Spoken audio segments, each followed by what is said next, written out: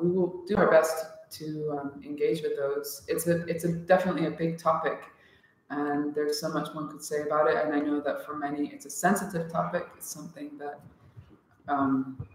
presses many buttons, triggers many different emotions. So we're doing our best to speak about it in a way that all right, so you're gonna have to say all that over. Where are you gonna put your camera? So you have to turn it like sideways. I don't think you can do. Oh, can you? Yeah, but then the questions would be like that, so it's kind of weird. All right. Then we would have to turn it up. Where is this discussion? This discussion is taking place here on Instagram and on Jai Jagannath Das Facebook Live. Yeah. So you can go on Facebook if you want to be there. And I guess, well, and also on my YouTube, also on my YouTube channel, Urban Sage Deliberates. It's also live streaming from there. Urban Sage Deliberates, which might be easier to find than my Facebook, because there are like probably hundreds of Jai Jagannaths on Facebook. And if you don't type it in right, it might be harder to find. So yeah, those are the 3 locations you can check out. So you can. All right, so I'm gonna put it here. Okay. I guess you know, I'm not very good at this because I've never done it before. Okay. We'll do our best with the questions and stuff, but maybe we'll get a bit first and then we'll look at what some of your responses are. All right, maybe to kick it off, I would like to say the topic is cultural appropriation. Mm-hmm. The particular events that led to us being inspired to talk about this was we saw an article that was posted by one of our friends, Vika Tabata, or Vinny Chander on Facebook, if you want to follow him, mm-hmm. which discusses a Bhakti Yoga club being shut down after accusations of cultural appropriation. So this is what kind of inspired the discussion. The girl making the accusations is herself of Indian descent. There was a feeling that this is kind of her culture and that her culture was maybe being misrepresented because it was being performed by persons of another ethnicity, mainly white persons from Russia. Well, just to clarify the point, basically the university that she was attending was a host to, and this show was invited by the Bhakti Yoga Club, a performance troupe called Viva Cultura, who many of the performers, or most, originate from Eastern Europe and Russia, and most of them are not of South Asian descent. So she claimed that the show was presenting itself as there to kind of spread Hindu culture, and many of the themes and stories represented were coming from Hindu literature and culture generally. And she felt that that was inappropriate because of the ethnicity being white of many or most of the performers. She felt very offended by that. Right. So a few clarifications before we really get started. The first one is that this is kind of spontaneous. So what kind of? It's super spontaneous. If it was more organized, we would have a much larger panel consisting of persons of different ethnicity who are practicing devotees or fall under the rubric of Hindus. Right now, you just got a black guy and a white girl. That's all you. And we would have definitely liked to have someone like Vinny come on, Vikata come on, or I'm kind of representing an ethnic, I guess was considered an ethnic voice that came to Hinduism later on. You're representing, what do you call it? Like Occidental? No, I don't know. Oh, okay. I didn't want to say it like this, like a white voice. Yeah. That grew up as Hindu. And it would be interesting to have like someone of South Asian descent also on talking about this, but because it's very spontaneous, you're just going to get us. I also like to clarify that we may be using the word, or at least I will be using the word Hindu. I don't identify exactly as a Hindu. I identify as a Vaishnava, but for the conventional world, we fall under that large rubric of philosophies and traditions that come under Hinduism. So for all conventional purposes, we're Hindus, especially for the outside world. So we maybe we'll be using the word Hindu. Although we're thinking of ourselves as Vaishnavas, we'll be using the word Hindu to discuss that. I like to also bring up a clarification point, because from the article, if you read it, the title's kind of like, it kind of comes off as clickbait a little bit. I don't think it's intended that way at all. But what was the title? The title was what was the title? Something to the effect that school shuts down Bhakti Yoga Club after accusations of cultural appropriation. Just a clarification about that, because the title itself is just on a visceral level very infuriating. But actually, the club wasn't exactly shut down. It wasn't like the school came after the club after these accusations of cultural appropriation. What happened was the girl, she sent in a complaint, and the faculty member, the president, and the vice president of the club, all of which are required to have a status as a club at the university, all quit immediately. And so the Bhakti Yoga Club just lost its status as a club because there was no one fulfilling those roles. So it wasn't like the school came after them. This was the reason. So it kind of, why did they quit? As a person who's done a lot of university preaching, a lot of times we get students who aren't devotees, who don't really have strong identities with Hinduism or any spiritual life. They just kind of appreciate that you distribute food or you do good music. And so they may have had some fear of their careers being compromised or their resumes being compromised in the future by this. So they just didn't want to be involved. Or maybe they have a certain political commitment that says, yeah, this is right, and so we quit. So that's something that we could probably bring up or talk about, but just as a clarification, it wasn't like the school came after them. It was just that the club lost its status as a club. That was clearly mentioned in the article itself. So I think those are all the points of clarification I want to bring up. We're using the word Hindu. The club's lost its status rather than being shut down by the school. The first question I kind of want to ask is, when you saw the article, what was the first kind of maybe emotional response to the article? I want to get into the structure I'm thinking, because I don't have a lot of time, because I have a Bhagavad Gita class to teach, which is also streamed on my channel. Actually, this whole conversation is actually just a glorified advertisement for this class. No, but in all seriousness, I don't have so much time. I would like to talk about this for a long time. Yeah. I don't have so much time, so I'm going to keep some structure, maybe part one.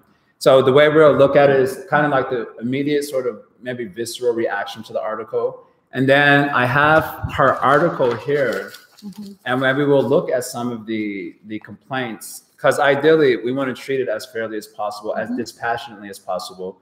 Obviously, we're limited to some degree by our own subjectivity and the bias that kind of comes with that.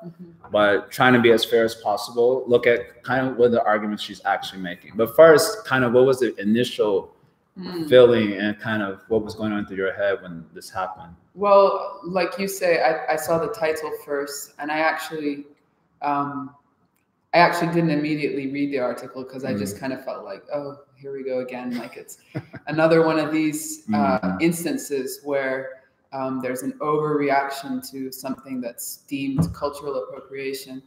And I know. So you've dealt with this before then? Yeah. It's something that, I mean, growing up as a white person that's practicing, Hinduism, I guess in certain ways I've been, coming up against it my whole life, because there's always questions. There's always there's always an awareness about that. Right. I can never be kind of just like off guard in terms of relating with a more broad world who wonder, how is it that you are doing this? But I've noted that in today's climate, where the kind of top political and social issues of the day are more and more becoming heated around these issues, that it's much more of a kind of hot trigger. It's becoming more and more sensitive, and definitely in the realm of for instance yoga and kirtan music that I've been a part of in a more broad sense outside of my own immediate community. There's a lot of concern and questions about cultural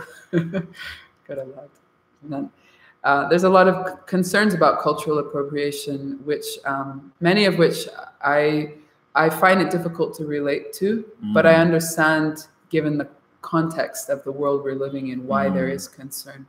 So you didn't initially read the article because you just saw the title and was like, another one of these. Another one. Yeah. Then you later read the article, I take it. Yeah, I later read it, and then Yeah, to be honest, I actually empathize with her. I actually felt that I understand why you came up with this feeling and this opinion. Okay. Because a little different for me. I sympathize to some degree, but not for the reasons given in the article. But I'll get to that. Yeah. Anyway, I don't know. That's probably enough to say for this point. Yeah, you empathize with her, and that was the first kind of reaction. Meaning that if I tried to put myself in her shoes, which I can only do to a certain degree, but seeing a show like that and having the upbringing that she describes in her article, I can imagine why that might be a little jarring. Seeing all these white people presenting themselves as Hindus, and given the current climate of the world we're living in, why it might be like, wait a minute. We see that in the world. I was just thinking about this today in New York City. Sometimes, or many times, people completely overreact to a small thing because there's been so many little things which have brought them to this point of like feeling that everyone's against me because of X, so just someone cutting you off in your lane, it makes you explode because you're getting this perspective or this belief based on lots of little incidents. So that's the impression I got from her. Just maybe a funny aside to just that point.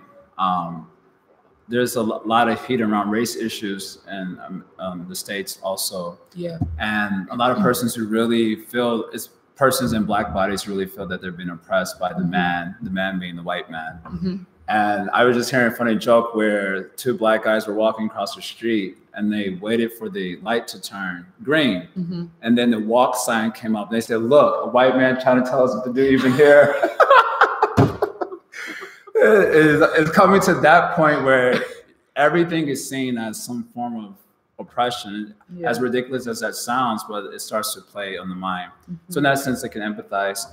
On my first impressions when reading the article, I don't even want to say the sort of words that was going on in my head because that would be inappropriate. But the first thing after I really looked at the article and kind of thought about it briefly, there was this contrast made between appropriation and appreciation by someone he was quoting, who was saying they're not appropriating the culture, but they're appreciating it. At first, I kind of appreciated that idea because I've actually never heard the cultural appreciation counter to the cultural appropriation point. So I thought that was kind of cool language, cultural appreciation. But later on, as I thought about it a little bit more, I said, but this isn't even a proper point in this particular case. It is patronizing because in this particular case, they're not appreciators of the culture. They're not persons who are standing outside the culture and appreciating something by dress or by music and so on. They're actually practicing Hindus. They're living it. Many of them probably grew up as Hindus. And therefore, that dichotomy in this particular instance was just really a false one. They're actually Hindus. And so that kind of made me even more kind of disgusted after I kind of said, this isn't fair. They're not actually Hindus. Oh. Broadcasting. Yeah, we're broadcasting. You guys have community group in here? In 10 minutes. Yeah. Oh, guys, we might have to cut this short. We didn't realize there's a. Oh man. Wait a minute. Okay. We might have another venue. What about if we go in that? Give us a minute. by the elevator. In the elevator? Yeah. No one comes in there. We can just finish off in there. On here. What about on the 4th floor though? It's a little bit quieter because here the yoga class is going on there. Yeah. Okay. Yeah, let's do that. We're gonna switch menus, guys. Stay with us. Please stay with us. Just going upstairs. Sorry, we totally didn't know. No, it's totally fine. Where are you broadcasting from? From Facebook, from YouTube. Okay, coming back in 1 minute. Coming back in 1 minute. The internet. I knew there was something. I was like, it's funny because like normally we come down at 5:30. Both Sham and I are obviously being lazy today. Okay. So just coming 10 minutes before, and I was thinking, I wonder if there's gonna be anyone in there. My bad. Welcome home. Thank you.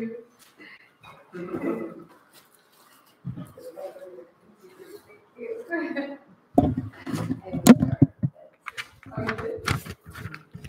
in the middle one? Yeah. Sorry. Can sorry. You take it? Okay, thanks. Our bad. No worries. But it's spontaneous, so people will be understanding. Yeah. Spontaneous broadcasting. Yeah. Someone was like 5th floor, but I was like, Divya's doing something there today, I think. The 5th floor, but I think Divya's doing something in there today. Oh, really?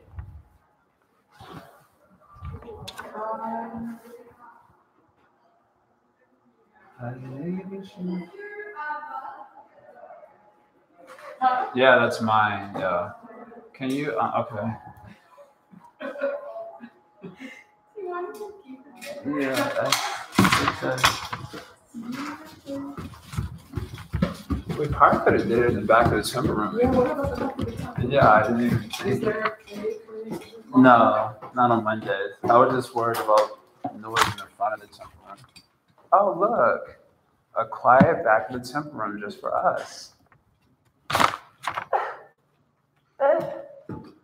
Oh, look. Okay. Why didn't we think of this? It's usually not quiet. Exactly. All right, I guess that was like our first thought from the beginning. Oops. Should we sit on the floor? Yeah. This one, okay. What am I face the library?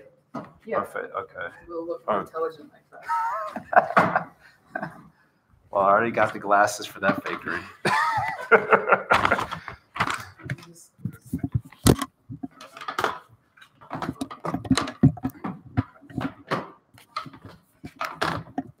Hare Krishna, Hare Krishna. I know, right? They love us. Well, many love you, so they'll probably come back. Oh, our girl is back behind. Done. Okay. Maybe this is still up. I didn't even realize. I was looking at it from Facebook. Okay. Alrighty, we are back. Almost. Almost. Back and live. Let's see if anyone's still around. Do you have one of these little cushion things? All right. Are you sure? There's another one right there. Okay. Okay, I think we're back.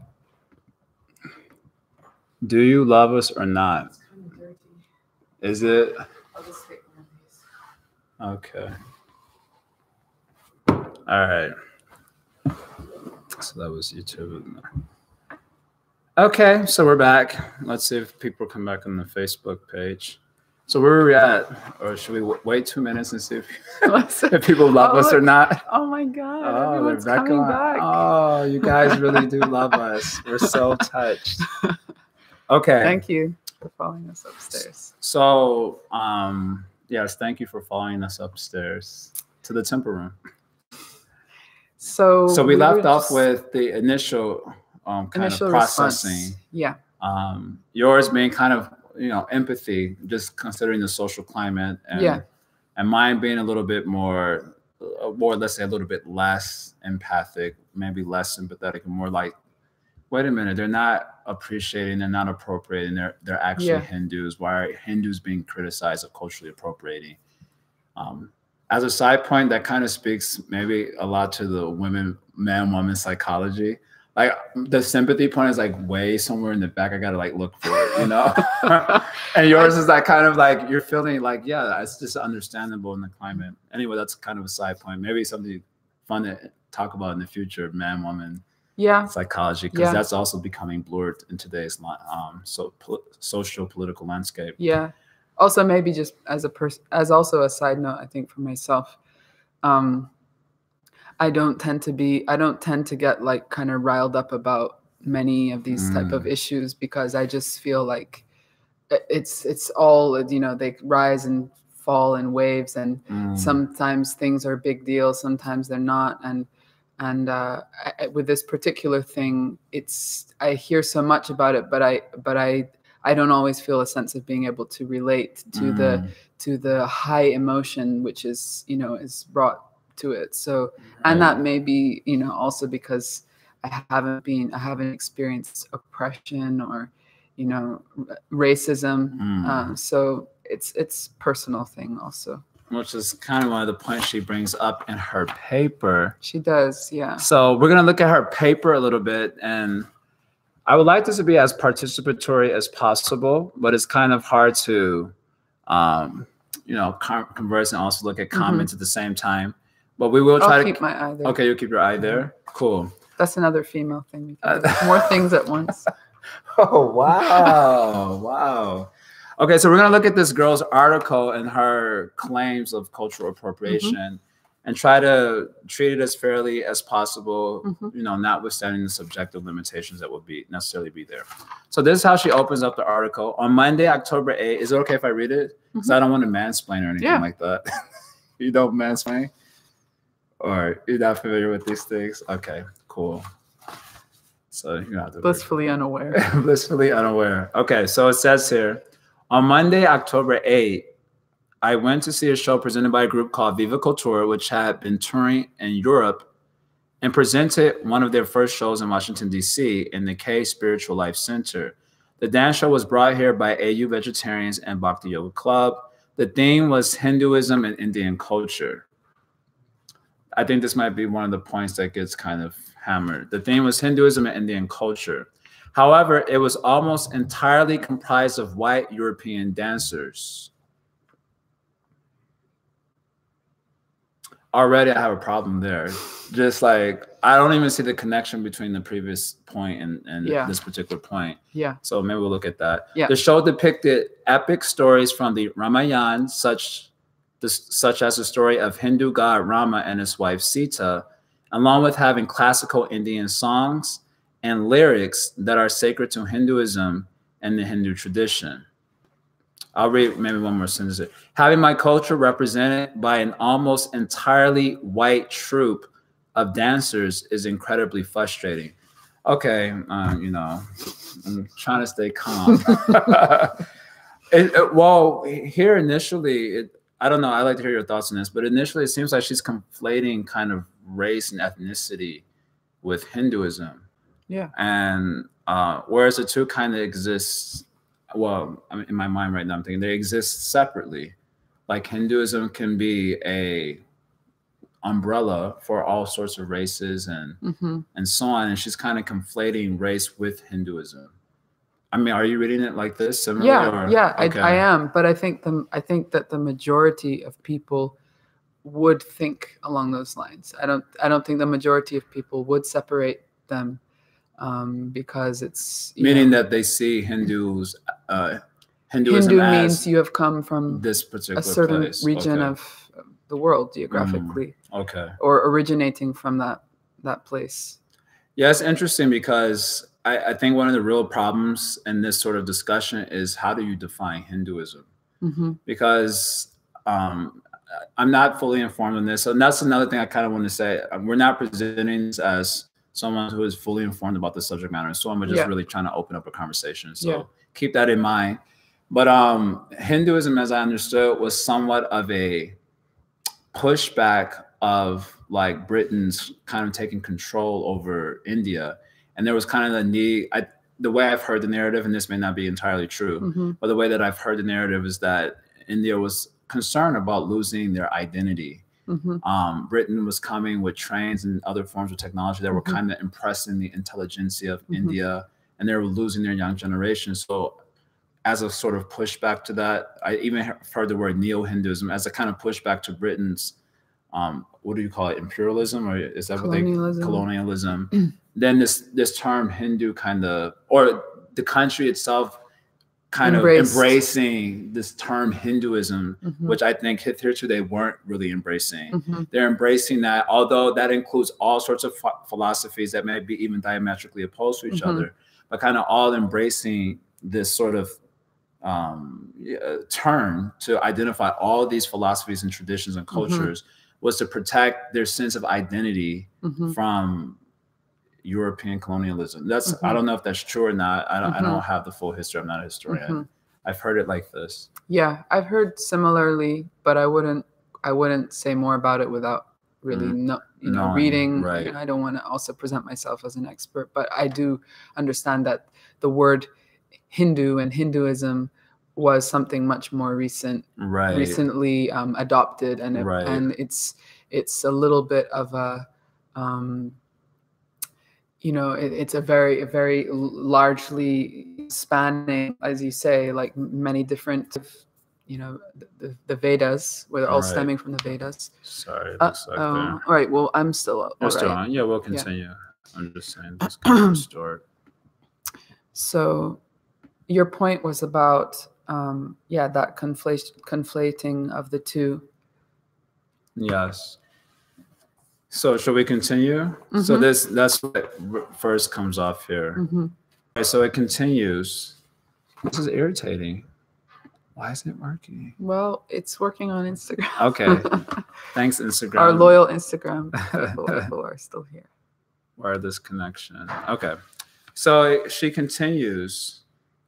Having my culture represented by an almost entirely white troupe, I'm rereading the sentence, of dancers is incredibly frustrating. Additionally, the director and other representatives of the theater company absolve themselves of cultural responsibility by saying that the point of the show is to increase exposure of Hinduism and its traditions. They absolve themselves of cultural responsibility. How do you read that? Well, what is cultural responsibility? I don't know what she's referring to by this phrase.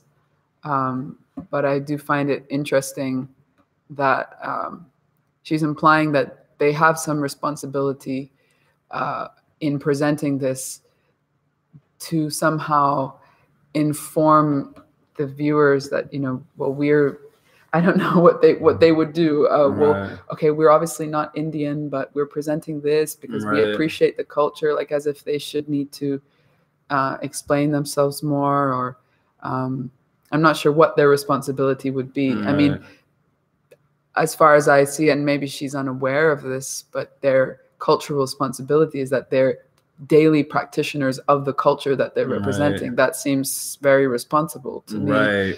But if you view them as, white European dancers who are just doing something that they don't know that much about, of course, it's going to appear extremely different. Right. Yeah, I guess I also read her cultural responsibility as if I'm reading it as she feels that they have the responsibility of ensuring that they're persons of a certain ethnic group representing Hinduism, and they've absolved themselves of that responsibility. So it seems, even from so far, it seems that it has a little bit less to do with are they representing the story authentically and devotionally, but more just around the race issue itself. She continues, Hinduism is not widely practiced by white people.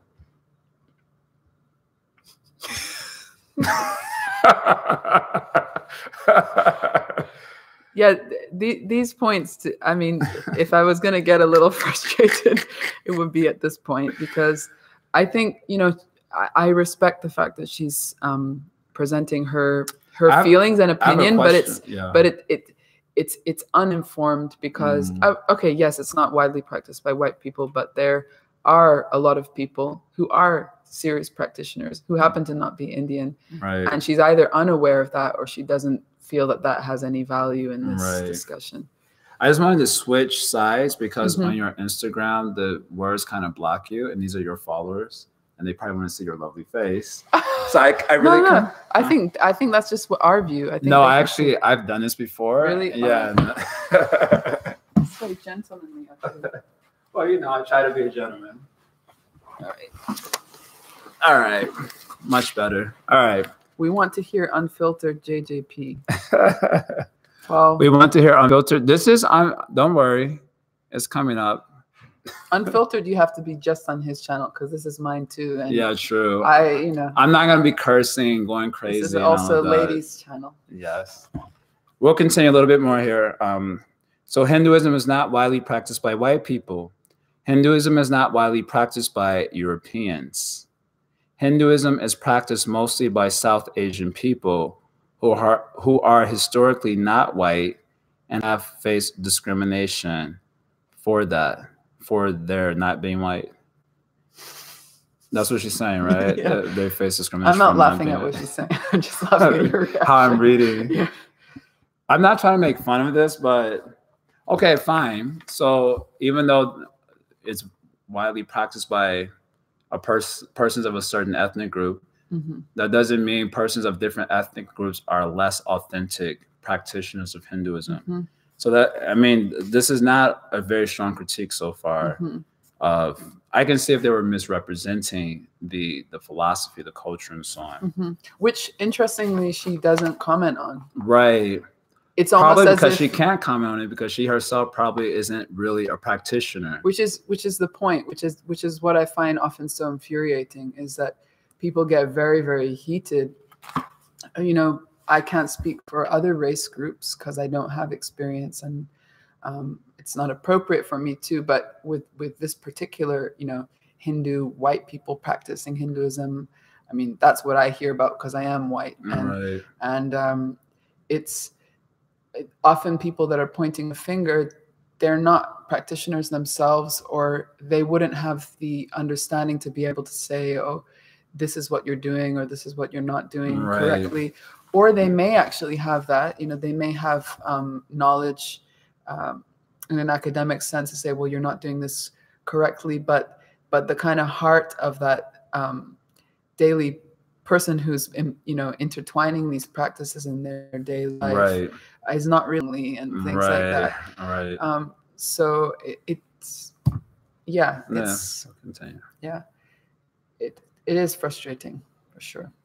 They have this term in the political landscape that called virtue signaling. I don't know if you've heard this phrase before. I've heard it from you. Okay, so virtue signaling basically means, the way I often try to simply articulate it, is you want to signal to the world virtue, the virtue of having the right political perspective, the virtue of, you're saying the right thing at the right moment, and so on. And a lot of times these sort of diatribes or these sort of critiques, they come off as just like a virtue signal to the wanting to announce to the world their yes, that I have the right view, I have the right opinion, but not being prepared to, kind of live the life, or be prepared to sacrifice for the thing that they're claiming to,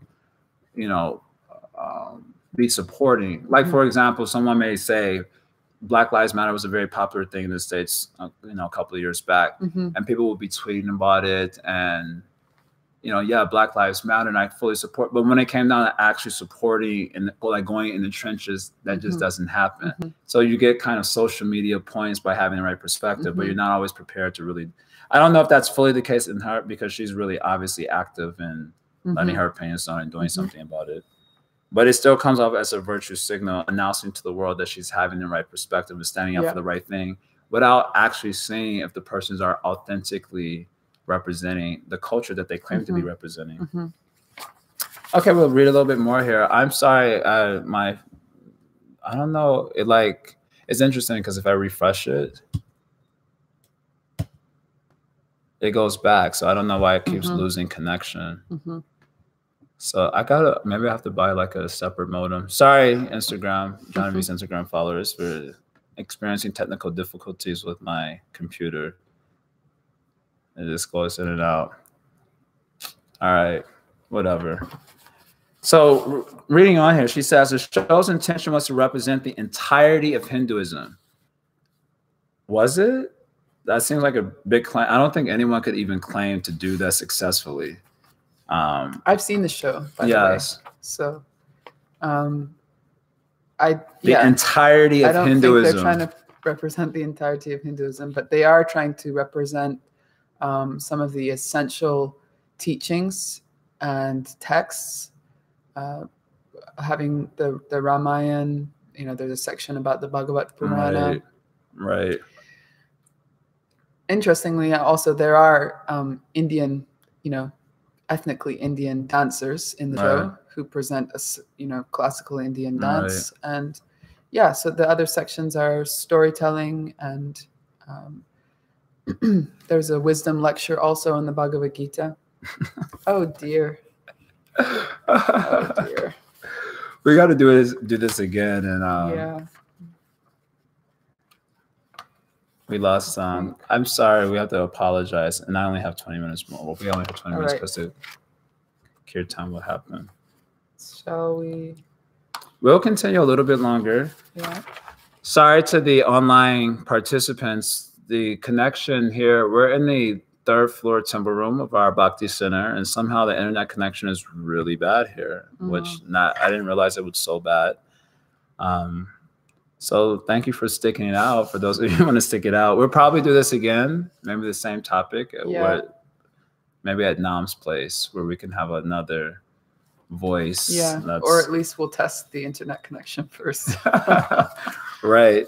But we have some very erudite viewers. Some very erudite viewers joining. It would be interesting to hear their a group discussion. Yeah. It would be very nice. Anyway, for future. Yes. Where were we at here?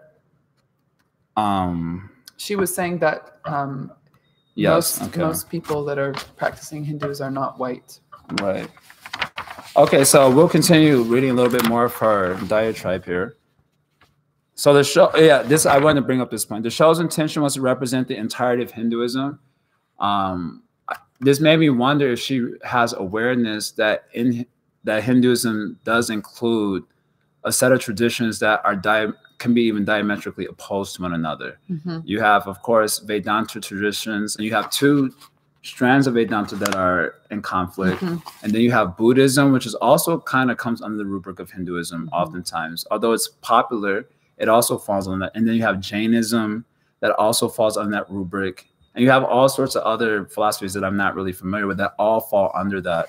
So when she makes a claim like to represent the entirety of Hinduism, it makes me doubt if she has the awareness of just what that actually means and that how that is practically impossible to represent authentically these different strands of traditions that fall under that rubric. Right. So anyway, and Toasty is saying, come over and we'll do a podcast. Actually, that's Nam. Oh, that's not? Oh, yeah, that's right. I forgot he's gone incognito. So the show's intention was to represent the entirety of Hinduism, and having white people centered in the performance was not the way to go about it. So those 2 points are not related. You know, white people, of course, but that's kind of at the crux of it, isn't it? Right, right. The idea that your religion or your faith has to be completely ethnically bound. It has to be. So when Christians in India, because Christianity is spreading a lot in India, especially in South India, so Christmas time is coming up. So I suspect they may do dramas. Those dramas are probably very unique in India. Probably has like a very sort of Indian flavor to it, but they're probably doing dramas of the tradition that they're a part of. Is that cultural appropriation because they're not of the same ethnicity? Of course, that might be even a dilemma. You know, they're not Middle Eastern, for example. Yeah, not knowing so much about the broader, conversation about cultural appropriation. Right. My simple observation is that usually there's cries of it when white people are appropriating something non-white, a culture that's non-white, but the other way around, it doesn't really. No one says cultural appropriation. Like no one goes to a city in India and says, "Oh, all of you are wearing, business suits. That's a dress that comes from England. Right. Why are you culturally appropriating?" Right. It's more about the other direction, and I suppose that's to do with oppression. From historically white oppression of non-white people. But it does seem a little kind of hypocritical in one sense, especially from those who are, sincere practitioners of that faith. It's like, well, okay, you can take something and I kind of brought this up in my short comment on Vinish's channel that I felt that there was some race envy going on also. Considering the history, of European colonialism, and that's just the history that is true and that exists there. But it's not that attempt to like conquer the world is not unique to Europe. You know, all sorts of cultures have a very similar mentality if you look at the history of the thing. It's just that Europe was successful in doing it on a very large scale. And so wherever you go, you're going to see remnants of European culture practically everywhere that you go in the world today. And for me, it kind of speaks a little bit of like race envy. Like, why isn't our culture the one? And maybe it's a justified envy also. I don't even like to use that word. Justified envy is probably, it's not the best phrase, but a sense of, well, I'm envious, yes, but it's justified because of this wrong. And so there speaks to me a little bit of race envy. We'll have to just leave that. Try for your, we'll read a little bit more here. I'm sorry we couldn't, the connection couldn't be better because this is a good discussion even a good thing. First try. First try. Okay, so she continues here. Just a pause here. If anyone's joining, because we've been on, and I see there's a lot of people joining. They really want to have a conversation. And I know that I don't often do a live stream about anything, so people might be wondering why you're suddenly doing a live stream and what is this all about. So we are talking about cultural appropriation, having a discussion here with my friend Jai Jagannath, and he's having a discussion with me on his channel. And we're just discussing some recent issues that have arisen that felt, compelled us to talk about this and examine some of the points. So if you're coming in midway through the conversation, hope that you find something interesting. We're having internet issues also. Yeah, we should go to Renam's place like tomorrow. Yeah.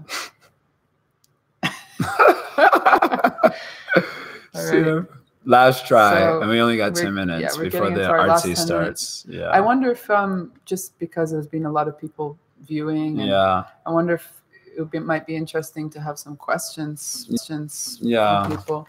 Okay, let's see. Yeah, we did have, like you said, some erudite people coming on. What's going with this? I didn't think the YouTube thing. The YouTube was working well. YouTube was working well. Really? Danya says, I don't see how cultural appropriation applies when the mission of the show is not only to acknowledge, but to ultimately connect the audience to the legitimate authorized parampara lineage.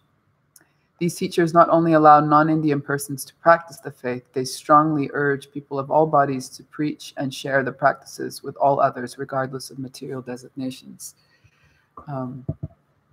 It's a wonderful. The beautiful and learned Danya speaks. Yeah.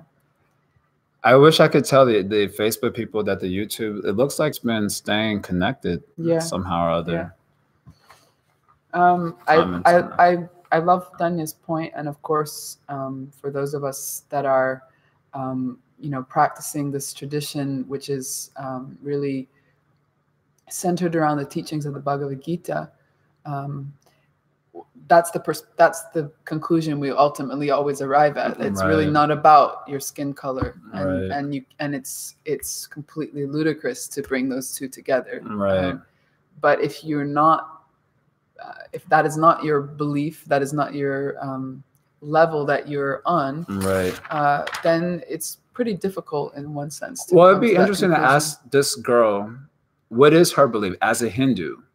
And let's discuss it from the angle of her actual belief. Like, is she a follower of the Bhagavad Gita, for example? Most Hindus believe in the Bhagavad Gita. They may not be able to clearly identify their own tradition or maybe even convictions, but they mostly accept the Bhagavad Gita. It would be interesting to ask her, are you a follower of the Bhagavad Gita? Yes, as a Hindu, I'm a follower of the Bhagavad Gita.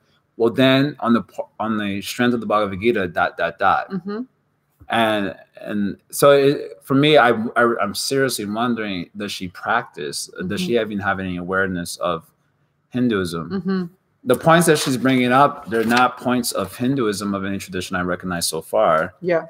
That's criticizing. It's just something that's kind of seems ideologically connected to whatever she's maybe learning in school or culturally. I noticed a comment here from Tulsi Priya, which is something that definitely resonates. She says, if they advertise it as India and do not emphasize the spiritual component, then people will feel misled.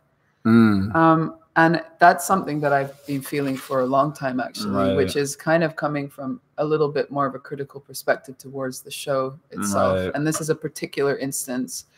I do feel that sometimes in an attempt to be broad and kind of accessible in some way, we'll label something as India, when actually it is Bhakti Yoga, which is Vaishnavism. Gaudiya Vaishnavism. That may be a little too specific. People don't know what it is, but Bhakti Yoga, is something which transcends all designations of color and any gender, all of these things.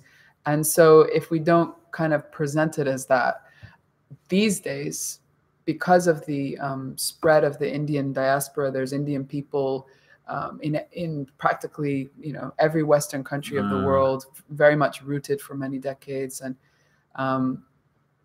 when you say Festival of India or something of that nature, to me it sounds like an Indian cultural mela, a social cultural gathering for Indian people to come together and connect with their cultural roots.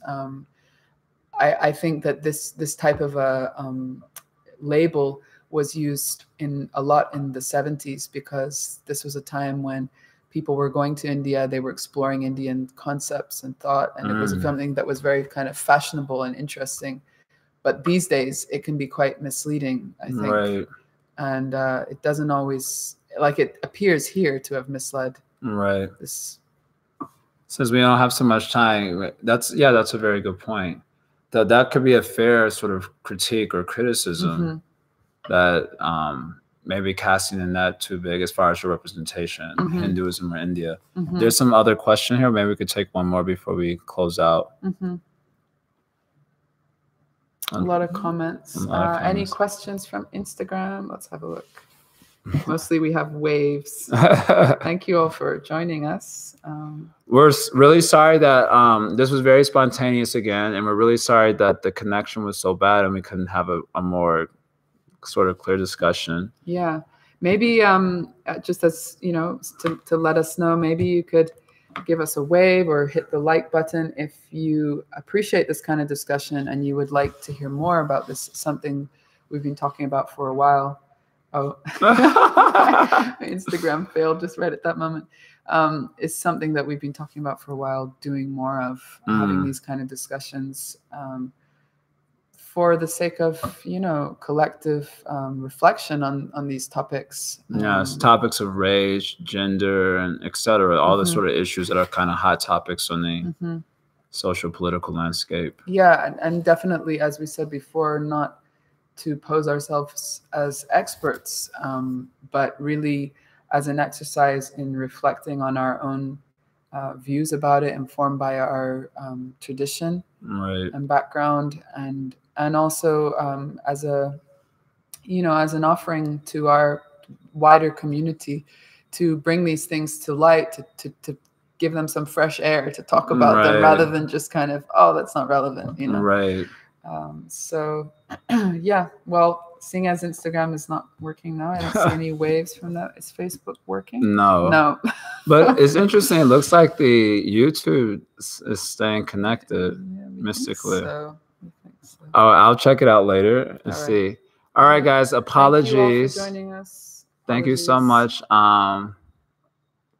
Tosi Priya's got a lot of comments on it. I really would like to read all of them because I like her fire. But we won't be able to read through all the comments. Thank you all so much for joining us, and we'll try to do better maybe before the week gets out. Hari Om Tat Sat. Thanks a lot. Say bye, Janji. Bye.